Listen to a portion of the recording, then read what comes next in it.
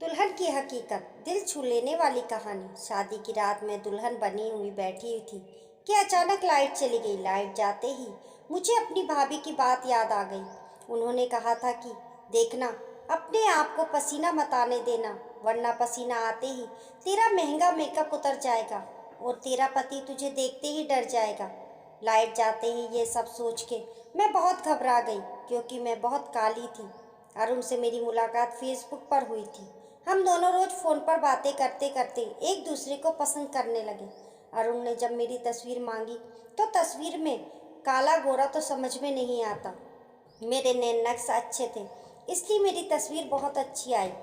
जब मैंने अपनी तस्वीर भेजी तो वो देखते ही मुझे पसंद कर लिया और कुछ ही दिनों में हमारी शादी हो गई। शादी की रात में दुल्हन बनी बैठी हुई मैं मन ही मन बहुत घबरा रही थी। अगर मेकअप उतर गया तो अरुण मुझे देखते ही मुझे छोड़ ना दे, इसलिए लाइट जाते ही घबराहट की वजह से मैं बाथरूम में चली गई। लाइट आने के बाद मैं अपने मेकअप को थोड़ा ठीक कर लूँगी। थोड़ी देर में ही लाइट आ गई और मैं बाथरूम से निकली, पर जब मेरी नज़र अपने पति पर पड़ी तो मेरी जान निकल गई, क्योंकि वह तो एक मैं अपनी दोनों बहनों में सबसे सांवली थी। मेरी दोनों बहनें मेरे से छोटी थीं, पर उनकी शादी हो गई थी। मेरी सांवली शक्ल सूरत की वजह से कोई भी लड़का मुझे पसंद नहीं करता। लड़के वाले मुझे देखने तो आते, पर देखते ही मुझे नापसंद कर देते। अगर मेरी सांवली सूरत को ना देखा जाए तो मैं हर चीज़ में आगे थी। अच्छा खाना बना लेती और पढ़ने में ठीक थी। पर हमारे समाज में मुझ जैसी लड़कियों की हर खूबी उनकी सांवली रंगत में छुप जाती है। मेरे लिए आने वाले हर रिश्ते मेरे मुंह पर ही कह देते कि ये लड़की तो बहुत सांवली है। अगर अपनी छोटी बेटी का रिश्ता करना चाहते हैं तो बता दीजिए। वो लोग ये नहीं सोचते कि इस छोटी सोच से मेरे ऊपर क्या गुजरती होगी। लड़के वालों के जाते ही मैं खूब रोती। माँ मुझे बहुत समझाती। धीरे धीरे करके वक्त गुजर रहा था और मेरी उम्र भी निकलते जा रही थी। कुछ दिन बाद मेरी दोनों बहनों की शादी हो गई। मैंने और मेरे घर वालों ने तो मेरी शादी की उम्मीद ही छोड़ दी थी। पर कुछ दिन बाद उम्मीद की किरण कब नजर आई जब मैंने फेसबुक ओपन किया। फेसबुक पर ही मेरी मुलाकात अरुण से हुई थी। अरुण दिखने में काफ़ी खूबसूरत थे। मैंने फेसबुक पर उनकी तस्वीर देखी थी। मैंने फेसबुक तो लॉगिन किया था, पर उसमें मेरे नाम के सिवाय और कुछ नहीं था। मैंने अपनी एक भी पिक्चर फेसबुक पर नहीं डाली थी। पर जब मैंने अरुण को फ्रेंड रिक्वेस्ट भेजी तो उन्होंने एक्सेप्ट कर ली। उसके बाद हम दोनों चैटिंग से बातें करते तो बात ही बात में उन्होंने मुझे मेरी तस्वीर मांगी। पहले तो मैं तस्वीर भेजने में हिचकाई, पर जब अरुण ने ज़्यादा जिद की तो मैंने मोबाइल की मदद से अपनी तस्वीर को फिल्टर करके भेज ही दिया।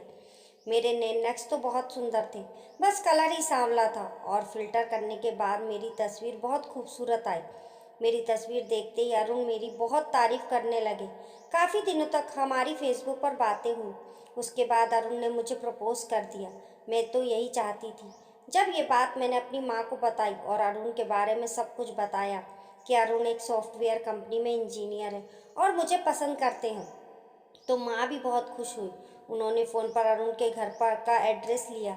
पता लेने के बाद माँ अरुण को देखने अरुण के घर गई। मैं बहुत खुश थी, पर ना जाने क्यों माँ जब उधर से आई तो बहुत उदास थी। मैंने जब माँ से पूछा, माँ क्या हुआ, उन लोगों ने क्या कहा, तो दबे शब्दों में माँ ने कहा, कुछ नहीं, वो लोग तुमसे शादी करने को तैयार हैं और शादी सादगी से करना चाहते हैं। शादी सादगी से करना चाहते हैं?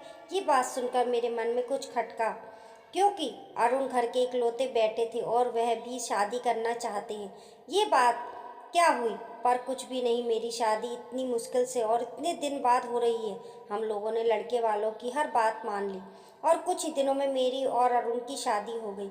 शादी होने से पहले मैंने माँ से एक बात कही थी कि माँ, अगर वो लोग अपनी इतनी शर्तें मनवाना चाहते हैं तो हमारी तरफ से भी उन्हें एक शर्त बता दो कि हमारे घर में लड़कियों की शादी पर्दे में होती है। पर्दे में शादी भी हो जाएगी और किसी को पता भी नहीं चलेगा कि मैं इतनी बदसूरत हूँ।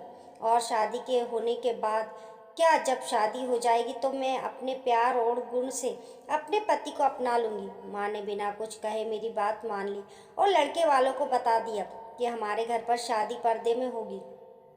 लड़के वालों ने भी हमारी ये शर्त मान ली। कुछ दिन बाद मेरी और अरुण की शादी हो गई। शादी होने के बाद भाभी मेरे कमरे में आई और मुस्कुराकर मुझे देखने लगी। देखना राखी, शादी की पहली रात को अपने आप को पसीना मत आने देना, वरना इतना महंगा मेकअप तुम्हारा खराब हो जाएगा। उसे वक्त मैंने भाभी की बात का कोई गौर नहीं किया और दुल्हन बनकर ससुराल गई।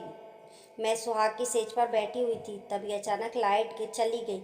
लाइट के जाते ही मुझे थोड़े बहुत उस समय पसीना आने लगा और मुझे भाभी की बात याद आ गई कि देखना पसीना मत आने देना। लाइट के जाते ही मैं घबराकर बाथरूम में चली गई कि जब लाइट आएगी तो मैं अपने मेकअप को ठीक कर लूँगी। कुछ ही देर में लाइट आ गई। मैं बाथरूम से बाहर आई तो देखा अरुण बेड पर बैठे हुए थे।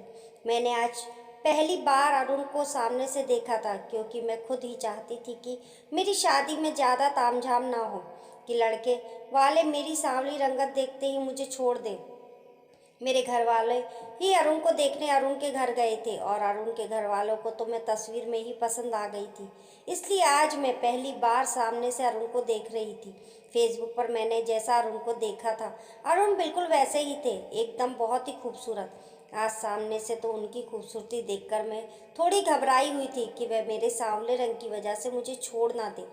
फिर भी मैं अपने आप को संभालते हुए उनके पास गई और उनके बगल में जाकर बैठ गई। कुछ वक्त हम दोनों में खामोशी थी। फिर अचानक अरुण ने कहा, तुम अपनी तस्वीर से भी ज़्यादा खूबसूरत हो। यही कहते हुए अरुण ने मुझे मुंह दिखाई की अंगूठी पहनाई। मैंने पहली बार किसी के मुंह से अपनी तारीफ सुनी थी, और वह भी आज मेरा पति मेरा तारीफ कर रहा था। मैं बहुत खुश थी, बस अंदर से डरी हुई थी कि कहीं मेरा मेकअप धुलने के बाद अरुण की मोहब्बत कम ना हो जाए। अभी मैं यही सोच रही थी, तभी अरुण ने कुछ ऐसा कहा कि मेरे होश उड़ गए।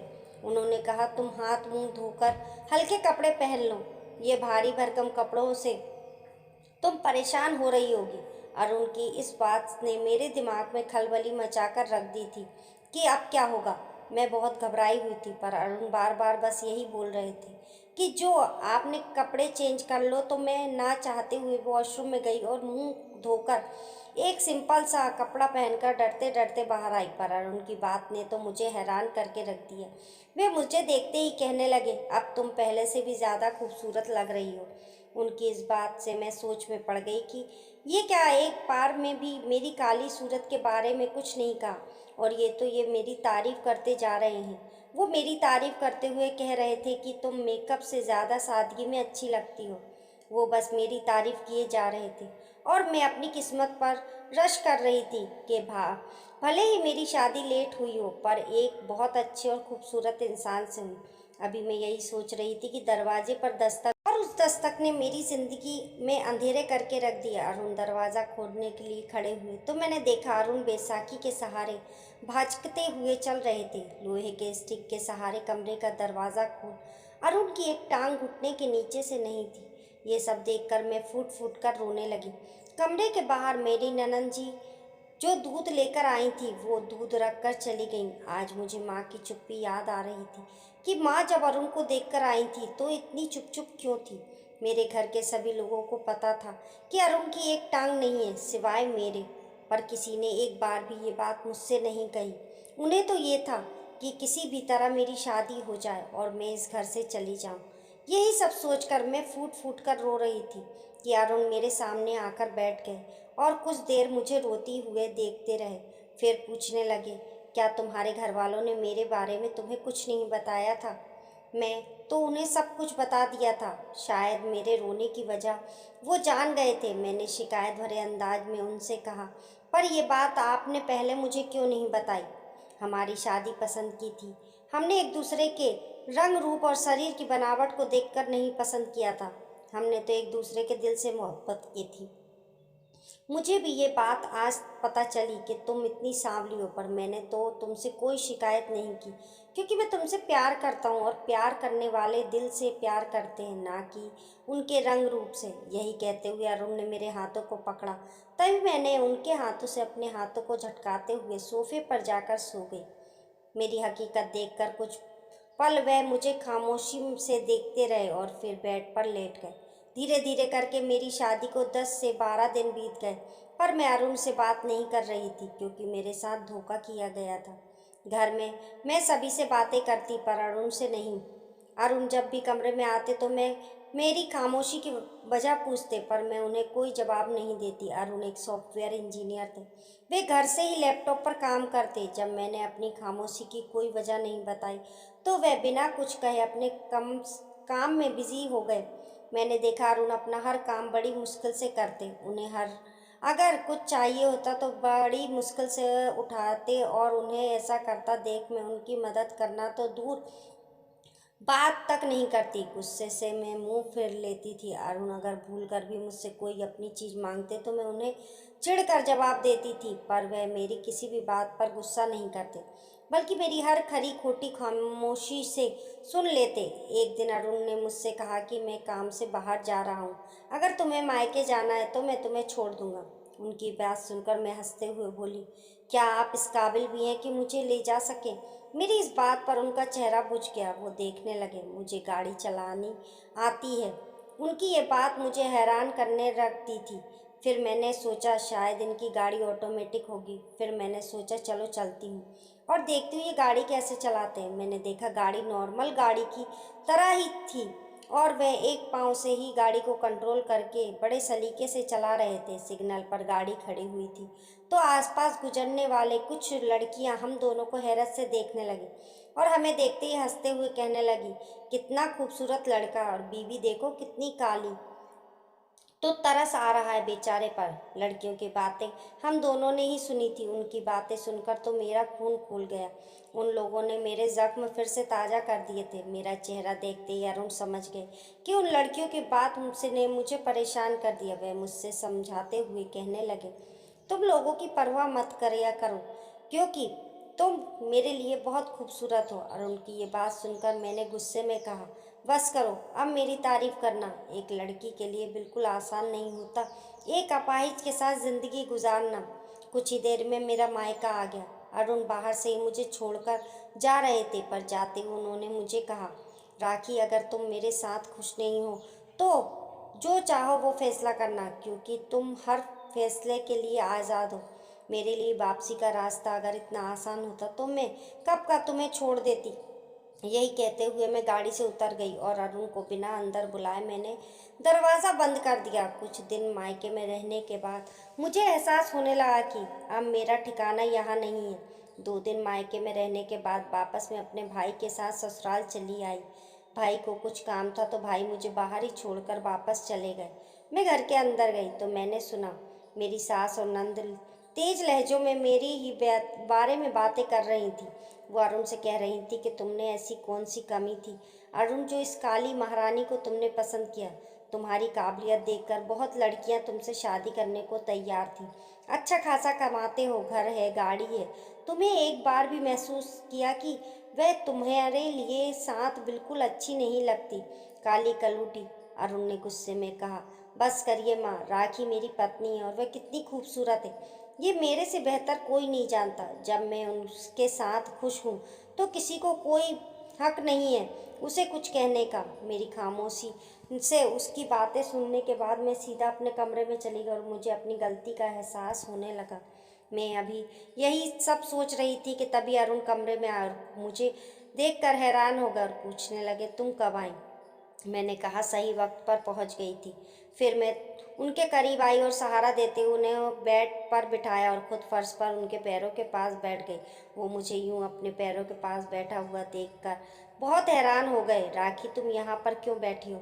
उनके इस बात पर मैं फूट फूट कर रोने लगी। आज मुझे एहसास हो गया कि अरुण ने मुझे सच्चा प्यार किया था, इसलिए मैंने अंदर की कोई भी कमी उन्हें कमी नहीं लगती थी, और मैं थी कि बस उनमें कमियां निकालती जा रही थी। मुझे अपनी गलती का एहसास हो गया था। मैंने अरुण से माफ़ी मांगी और आज मैंने अरुण को अपना सब कुछ सौंप दिया। आज मैं उनके साथ बहुत खुश हूँ, क्योंकि वह एक बहुत अच्छे इंसान है, और सबसे बड़ी बात तो ये है कि वह मुझसे बहुत प्यार करते हैं। जब हम किसी से प्यार करते हैं सच्चे दिल से तो उसमें हमें कोई कमी नज़र नहीं आती, और मोहब्बत का मायने भी यही है। दोस्तों, आपको ये फेसबुक वाली लव स्टोरी कैसी लगी कमेंट करके ज़रूर बताइए, और पसंद आने पर लाइक और शेयर करें। ऐसी अच्छी अच्छी कहानियों के लिए चैनल को सब्सक्राइब करना ना भूलें। मिलते हैं फिर एक नई कहानी के साथ।